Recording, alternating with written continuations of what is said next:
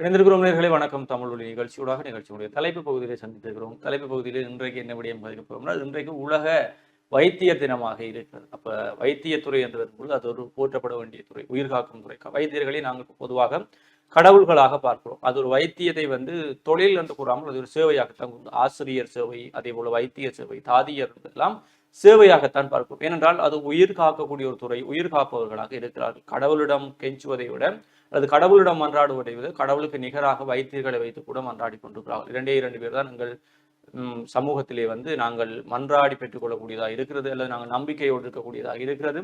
அப்ப உலக வைத்தியர்கள் தினத்திலே நாங்கள் என்ன செய்கிறோம் என்றால் இந்த வைத்தியர்களிடம் தான் என்னென்றாலும் முறையிடுகிறோம். கடவுளுக்கு அடுத்ததாக நாங்கள் வைத்தியர்களை தான், அதே போல ஆசிரியர். அப்ப அந்த விடயங்களை தான் நாங்கள் என்ன செய்கிறோம் என்றால் சேவைகளாக பார்க்கிறோம். அவற்றை ஒரு தொழில்முறை இல்லாமல் சேவைகளாக நாங்கள் பார்த்து கொண்டிருக்கிறோம். அப்ப அதே போலதான் இன்றைய தினம் இந்த வைத்தியர்கள் அத்தனை பேரும் போற்றுதலுக்குரியவர்கள். எனவே இன்றைய தினத்திலே நாங்கள் இந்த வைத்தியர்கள் அத்தனை பேரையுமே போற்றி மகிழ்வதிலே மனமகிழ்ச்சி அடைகிறோம். அதே போல இன்றைக்கு பல விமர்சனங்கள் முன்வைக்கப்பட்டாலும் யுத்த காலங்கள் எல்லாம் அத்தனை உயிர்களில் தங்களால் காப்பாற்ற முடிந்த உயிர்கள் தங்களை பணியம் வைத்து காப்பாற்றிருக்கக்கூடிய பல வைத்தியர்கள் இன்றைக்கும் பல நாடுகளில் தொண்டர்களாக சென்று அந்த நாடுகளில் நடைபெறக்கூடிய உள்நாட்டு யுத்தங்களுக்குள்ளும் மக்களுக்கு சேவையாற்றி கொண்டிருக்கக்கூடிய பல வைத்தியர்களை நாங்கள் பார்க்கக்கூடியதாக இருக்குது. எனவே வைத்தியம் என்பது தொழில்முறை அல்லது பணம் சம்பாதிக்க என்பதை தாண்டி ஒரு சேவையாக கடவுளுக்கு நிகரான விடயமாக பொதுமக்களால் இன்றைக்கு வரைக்கும் பார்க்கப்பட்டு கொண்டிருக்கிறோம். எனவே அந்த உயரிய சேவையில் ஈடுபட்டு கொண்டிருக்கக்கூடிய வைத்தியர்களுக்கு நாங்களும் இன்றைய தினத்தில் எங்களுடைய வாழ்த்துக்களை தெரிவித்துக் கொள்கிறோம். பார்த்தியா, நிச்சயமாகத்தான். குறிப்பாக இந்த எங்களுடைய தேசம் அப்படி என்கின்ற பொழுது இந்த வைத்தியர்கள் அப்படின்றது நாங்க பல விதத்தில்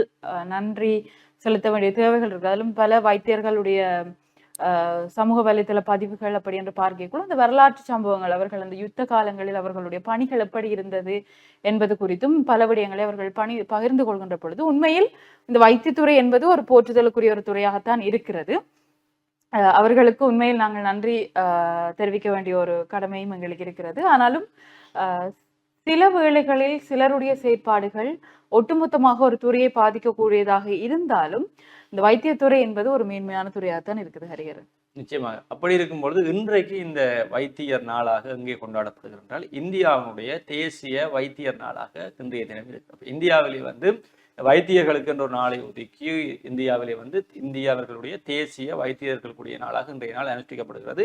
இந்தியாவிலே அந்த வைத்தியத்துறையில சேவை புரியக்கூடிய அத்தனை வைத்தியர்களையும் இன்றைய தினத்திலே நினைவு கூறிக்கொள்கிறோம். எனவே நாங்களும் உங்களுடைய நாடுகளிலே வைத்தியர்களுக்கான நாள், உலக வைத்தியர் நாளாக இன்னொரு நாள் ஒதுக்கப்பட்டிருந்தாலும் அக்டோபர் 6 உலக வைத்தியர்களுக்கான நாளாக ஒதுக்கப்படும். அப்போ அன்றைய நாளிலே நாங்கள் உலகத்திலே இருக்கக்கூடிய வைத்தியர்களை அவர்களை வாழ்த்தினாலும் இன்றைய தினத்தில் இந்தியாவில் இருக்கக்கூடிய வைத்தியர்கள் அவர்கள் வாழ்த்தும் போது பக்கத்து நாடு தான் எங்களோட வைத்தியர்களும் தலைவர் அங்கு சென்று படித்து விட்டுலாம். அப்போ எங்களது நாடுகளில் இருக்கக்கூடிய வைத்தியர்களையும் நாங்களும் போற்றுவோம் என்றால் வைத்தியத்துறை பல மாற்றங்களை இன்றைக்கு ஏற்படுத்தி இருக்கிறது. நிச்சயமாக தான். குறிப்பா இந்த இன்டர்நேஷனல் டாக்டர்ஸ் டே அப்படி என்பது இந்த அக்டோபர் 6 கொண்டாடி கொண்டிருக்கிறார்கள். 10 இந்த இன்டர்நேஷனல் டாக்டர்ஸ் டே, சர்வதேச வைத்தியர்கள் நாளாக. அப்ப இது குறிப்பாக இந்தியா என்ற ஒரு நாட்டில் இன்றைய தினத்தை இந்த ஜூலை 1 டாக்டர்ஸ்க்குரிய நாளாக, வைத்தியர்களுக்குரிய நாளாக அனுஷ்டித்து கொண்டிருக்கிறார்கள். உண்மையில் இந்த வைத்தியத்துறை அப்படி என்பது எல்லாருமே படிக்கக்குள்ள சின்ன வயசுல என்ன ஆக போறாய் அப்படி என்று கேட்டா உடனே சொல்றது இந்த டாக்டர், டீச்சர் இப்படியான ஒரு மூன்று வேலை தான் எங்களுக்கு தெரிந்த வேலையா இருக்கும். அதிலும் குறிப்பாக 2, ஒன்று டாக்டர் ஆக போறோம், இல்லாட்டி டீச்சர் ஆக போறோம். இந்த ரெண்டும் தான் சின்ன வயசுல நாங்க சொல்லக்கூடிய ஒரு எங்களுடைய எய்மா இருக்கும். அது ஒரு காலப்போக்கில் போனா பிறகு கொஞ்சம் ஒரு வெளி உலகம் தெரிய வலிக்கிற அப்புறம் நாங்கள் டாக்டர் ஆக போறோம், அதுவும் இலவசமா சேவை செய்ய போறோம், நாங்கள் இருக்க பிரதேசத்துல இருக்கிறவர்களுக்கெல்லாம் இலவச சேவை வழங்க போறோம் அப்படின்றது. பிறகு இன்னும் கொஞ்சம் வளர்ந்த அப்புறம் இந்த 5 ரூபா டாக்டர்ன்னு சொல்ற மாதிரி பெரிதாக கட்டணம் வரவிடாமல் குறைந்த அளவு கட்டணத்தில் நாங்கள் எங்களுடைய சேவையை வழங்க போறோம் அப்படின்னு சொல்றது. பிறகு ஒரு கட்டத்துக்கு பிறகு எங்களோட அம்பிஷன் எல்லாமே மாறிடும்.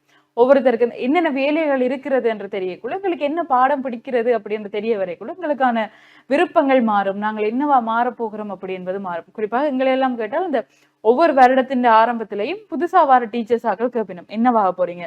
நாங்க ஒவ்வொரு வகுப்புல ஒன்று சொல்றது, அதுல வித்தியாசமா இருக்கணும்ன்றதுக்காக பைலட் ஆக போறோம், என்ஜினியர் ஆக போறோம் அப்படி என்றெல்லாம், குறிப்பாக இந்த பைலட் ஆக போறோம், ஜட்ஜ் ஆக போறோம் அப்படின்னு எல்லாம் நாங்கள் சொல்லி இருந்த ஞாபகங்கள் இருக்கிறது. ஆனால் நாங்கள் ஆசைப்பட்டது ஏதோ ஒன்றாக இருக்கும். அது காலத்தின் மாற்றம், எங்களுடைய கல்வியினுடைய விருப்பம் மாறின பொழுது, தொழிலுலகம் என்பது வித்தியாசமாக இருக்கும். இப்படித்தான் பலருடைய ஆசை கூட டாக்டர் ஆக வேண்டும் அப்படி என்பது இருந்திருக்கும். எங்களுடைய ஆசையும் ஒரு கட்டத்தில் டாக்டர் ஆக வேண்டும் அப்படி என்று இருந்ததுதான் ஒரு காலத்தில்.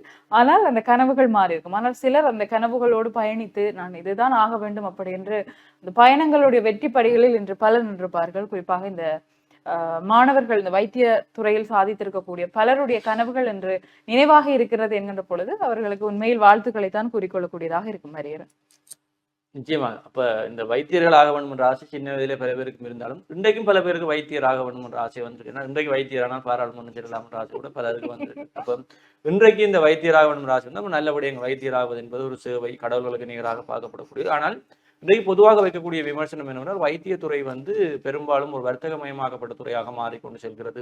நோயாளிகள் என்பவரை தாண்டி ஒரு பணம் சம்பாதிக்கும் துறையாக மாறிக்கொண்டிருக்கிறது என்பது இன்றைக்கும் வைக்கக்கூடிய மிகப்பெரிய விமர்சனமாக இருக்கிறது. அரசு வைத்தியசாலையில் இருக்கக்கூடிய வைத்தியர்கள் அதே நேரத்தில் கடமையை விட்டுவிட்டு தனியார் வைத்தியசாலைகளில் செல்கிறார்கள். அங்கே உழைப்பு பணம் கூட என்பதற்காக அங்கே செல்கிறார்கள். அதே நேரத்தில் இங்க இருக்கக்கூடிய நோயாளிகள் பாதிக்கப்படுகிறார்கள். அதே போல வைத்தியத்துறையில் இருக்கக்கூடிய வைத்தியர்களுடைய போராட்டம், அவர்களுடைய பணி விடுவிப்பு போராட்டம் எல்லாம் வந்து இந்த நோயாளிகள் அவர்களை நம்பி இருக்கக்கூடிய அந்த மக்களுக்கு பெரிய பிரச்சனையாக அமைகிறது. எனவே அங்கே ஆரம்பத்திலே கூறியது போல வைத்தியத்தை தொழில் என்று யாரும் கூறுவதில்லை. வைத்திய சேவை என்றுதான் கூறுவார்கள். ஆசிரியர் சேவை, வைத்தியர் சேவை, தாதியர் சேவை என்றும் உயிர்களை காப்பாற்றக்கூடிய அல்லது அடுத்த சந்ததியை வளர்க்கக்கூடிய விடயங்கள் எல்லாவற்றையுமே தொழில்கள் என்று கூறுவதில்லை, அவருடைய சேவையாகத்தான் செய்கிறார். சமூகத்திற்கு சேவை புரிகிற மிகப்பெரிய உயரிய இடத்தில் இருக்கக்கூடிய நீங்கள் சமூக சிந்தனையோடு செயற்படுத்தணும். எல்லா வைத்தியர்களையும் நாங்கள் கூறிக்கொள்ளவில்லை. ஒரு சில வைத்தியர்கள் அப்படி செயற்படுவது எல்லா வைத்தியர்களுக்கும் கலங்கமாக அமைகிறது. அண்மைய நாட்களில் கூட பல வைத்தியர்கள் கடந்த வருடங்களெல்லாம் இந்த வைத்தியத்துறை என்பது இலங்கையிலே மிகப்பெரிய பேசு பொருளாக, மிகப்பெரிய மாற்றங்கள் ஏற்படுத்தக்கூடிய துறையாக, சமூக வலைத்தளங்களில் ஒரு ட்ரெண்டிங் மெட்டீரியலாக இருந்து வந்து ஒரு வருடத்தை இப்போ எனக்கு கேட்டால் சரியாக ஒரு வருடத்தை நெருங்கி இருக்கிறோம் என்று தெரியும். அப்போ இந்த ஒரு வருடத்துக்குள் வைத்தியத்துறையிலே பல மாற்றங்கள் வந்திருக்கு. அதை தாண்டி புதிய அரசாங்கத்தின் இந்த காலத்திலே கிளீன் ஸ்ரீலங்காவில் இந்த வைத்தியத்துறை ஊழல்கள் மிகப்பெரிய அளவிலே வழியிலே கொண்டு வரப்பட்டு கொண்டிருக்கிறது. இந்த ஸ்ரீ ஏவர்த்தனபுர பல்கலைக்கழகத்திலே இருக்கக்கூடிய அங்கே இருக்கக்கூடிய வைத்தியசாலையில் இருக்கக்கூடிய நரம்பியல் வைத்திய நிபுணர்கள் கைது செய்யப்பட்டார். அதே போல முன்னாள் சுகாதார அமைச்சர் ஹெகலிய ரம்புகல் அவர்கள் இந்த மீனோகுளோபினை வந்து எங்களுக்கு இருக்கக்கூடிய அந்த பாதகமான பாக்டீரியா நீர் கலந்திருப்பதாக தெரிவிக்கப்பட்டு கைது செய்யப்படுகிறார். அதே போல புற்றுநோய் மருந்து இல்லை, உப்பு நீர் என்று கூறியிருக்கிறார். அப்படி பல விடயங்கள் இன்றைக்கு பிரச்சனையாக இருந்து கொண்டிருக்கிறார். இந்த வைத்தியத்துறை இலங்கையிலே மிகப்பெரிய ஒரு ஊழல் வாய்ந்த துறையாக கடந்த காலங்களிலே இருந்திருக்கிறது. அது எவ்வாறு இவர்கள் மீளமைக்க போகிறார்கள் என்பதுதான் மிகப்பெரிய கேள்வியாக இருக்கு. எனவே எங்களுடைய யுத்த காலங்கள் எல்லாம் தங்களுடைய உயிரை பணயம் வைத்து அந்த மக்களை காப்பாற்ற வேண்டும், தங்களால் முடிந்தவர்களை காப்பாற்ற வேண்டும் பல வைத்தியர்கள் இருக்கிறார்கள். வெளிநாடுகளில் இருந்து அவருடைய நேர்காணல்களை பார்க்கும் பொழுதும் அவர்கள் அந்த யுத்த காலங்களுக்குள்ள ஒரு தரப்பால் டெண்டுகள் மரங்களுக்கு வச்சு பங்கர்களுக்கு வச்சு அவர்கள் செஞ்சிருக்கக்கூடிய சத்திர சிகிச்சைகள் எல்லாம் அவருடைய சீனியர்ஸ் டாக்டர், சிங்கள டாக்டர் மேல சீனியர் டாக்டர் மேல வெளி மாவட்டங்கள் இந்த யுத்தத்தில் பாதிப்படைந்து காயமடைந்து சிகிச்சை பெற்றிருக்கக்கூடிய அந்த அவர்களை கப்பலில் ஏற்றி தான் வெளியில் அனுப்புவார். கப்பலால் சென்று அவர்கள் கொழும்பு வைத்தியசாலையோ திருகோணமலை வைத்தியசாலையை கொண்டு செல்லும் பொழுதும் அங்கிருக்கக்கூடிய வைத்தியர்கள் அவற்றை பார்த்துவிட்டு பிறகு அவர்களோடு கதைத்தார்கள், எப்படி இந்த சிகிச்சைகளை செய்தீர்கள், எப்படி இந்த சத்திர சிகிச்சைகளை செய்தீர்கள், எந்த வளங்கள் சத்திர சிகிச்சை கூடங்கள் எதுவுமே இல்லாமல் செய்தீர்கள் என்பது அவர்கள் தங்களுடைய திறமை தங்களுடைய உயிரை பணயம் வைத்து எப்படியாச்சும் காப்பாற்றி விட வேண்டும் என்ற ஒரு நம்பிக்கையில் அப்படியான விடயங்களை செய்திருக்கலாம். அப்படிப்பட்ட காலங்களில் வாழ்ந்திருக்கக்கூடிய வைத்தியர்கள் எல்லாம் இந்த இனத்திற்கு என்றுமே தெய்வமாக வாழக்கூடியவர்கள் என்பதை நாங்கள் கூறக்கூடியது. நிச்சயமாகத்தான் இப்படி இந்த வைத்தியத்துறை குறிப்பாக எங்களுடைய நாட்டில் இருக்கக்கூடிய வைத்தியத்துறையின் வரலாறுகள் இருக்கின்ற பொழுது இப்பொழுது சமகாலத்தில் இந்த அரச வைத்தியத்துறை அப்படி என்பதனுடைய அது தொடர்பான அந்த சேவை தொடர்பான கேள்வி என்பது அதிகரித்திருக்கக்கூடிய ஒன்றாக இருக்கிறது. குறிப்பாக இன்று எங்களுடைய நாட்டில் இந்த இலவசமாக வைத்தியத்துறை இருக்கிற பட்சத்தில் அதில் வரக்கூடிய குறைபாடுகள் தனியார் துறை வைத்தியசாலைகளை வந்து வளர்த்து விடக்கூடிய ஒன்றாகத்தான் இருக்கும். இந்த அலட்சியமான முறையில் வைத்திய சேவை வழங்குதல் மற்றது இப்பொழுது இருக்கக்கூடிய ஒரு துறை சார்ந்த ஒரு சேவை சார்ந்த ஒரு சேவையை பெற்றுக்கொள்ளக்கூடியவர்களாக இருந்தாலும் சரி, அது இலவசமாக இருந்தாலும் சரி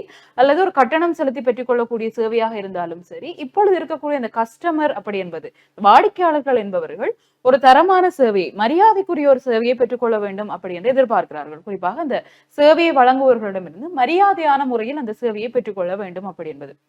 ஆனால் இந்த நோயாளிகள் மரியாதை குறைவாக நடாத்தப்படுவதும் அவர்கள் வந்து அலட்சிய பொருட்களாக பார்க்கப்படுவதும் என்பது இந்த அரசு வைத்தியசாலைகள் அதிகரித்திருக்கக்கூடிய ஒன்றாகத்தான் இருக்கிறது. குறிப்பாக இந்த சில வைத்தியசாலைகளில் இந்த சுகர் அளக்கிற மிஷினுடைய சரியான அளவுகள் வந்து மாறி அளக்கப்படுதல் மற்றது இந்த குறிப்பாக இந்த சில பல கவனக்குறைவான செயற்பாடுகள் எங்களுடைய பிரதேசங்களில் இருந்து கொண்டுதான் இருக்கிறது. இதெல்லாம் எதற்கு வழிவகுக்க போகிறது அப்படின்னு சொன்னால் தனியார் துறை சார்ந்து தனியார் துறை வைத்தியசாலைகளுடைய வளர்ச்சிக்கு பெரிய பங்காக இருக்க போகுது. அப்ப இது யாரை பாதிக்க போறது என்றால், இந்த நடுத்தர வருமானம் பெற்றுக்கொள்பவர்கள், இந்த மிடில் கிளாஸ் ஃபேமிலியில இருப்பவர்கள், அதை விட குறைவான வருமானம் பெற்றுக்கொள்பவர்கள் எவ்வளவு கட்டணம் செலுத்தி என்றாலும் தாங்கள் இந்த வைத்திய சேவை, சரியான ஒரு வைத்திய சேவையை பெற்றுக்கொள்ள வேண்டும் என்பதற்காக அரசு வைத்தியசாலையிலிருந்து தனியார் வைத்தியசாலைகளுக்கு செல்ல வேண்டிய ஒரு தேவை ஏற்படுகிறது. அப்ப கட்டாயமாக நிர்பந்தமாக ஒரு அரசியல் சரியான முறையில் ஒரு சேவையை வழங்காமல் வைத்தியத்துறைக்குள்ளும் அரசியல் நடாத்தப்பட்டு இந்த பாதிக்கப்படக்கூடிய இந்த நடுத்தர குடும்ப மக்களோ அல்லது குறைந்த வருமானத்தில் இருக்கக்கூடிய மக்களோ தங்களுடைய நகைகளையும் வீடுகளையும் அடைய வைத்து ஒரு வைத்திய சேவையை பெற்றுக்கொள்ள வேண்டிய நிலைமைக்கு அவர்களை உருவாக்கி விடாதீர்கள் அப்படி என்பதுதான் நாங்கள் கேட்டுக்கொள்ளக்கூடிய ஒரு விஷயமாக இருக்கிறது. இது எங்களுடைய தேசத்தில் நடந்து கொண்டிருக்கிற ஒன்றாகவும் இருக்குது. ஹரிஹரன், ஆக இப்படியான விடயங்கள் இந்த தினத்தில் இருக்கும்போது, குறிப்பாக இந்தியாவுடைய தேசிய மருத்துவர் நாளாக இருக்கு, அந்த விடயங்களில் எங்களுடைய நாடு தொடர்பான மருத்துவர்கள் அவர்களுக்கான சேவைகள் தொடர்பாக அல்லது இன்றைய சூழல் கடந்த காலங்களில் இங்கே மருத்துவத்துறை எப்படி இருக்கிறது என்பதற்கான விடயங்களை நாங்களும் பேசியிருந்தோம். மற்றொரு நிகழ்ச்சியில் உங்களை சந்திக்கும் வரை உங்களிடமிருந்து விடைபெற்று செல்லும் நான் என்று உங்களின் ஹரிஹரன் மற்றும் ஹார்த்தி ஆயினி. நன்றி நேயர்களே.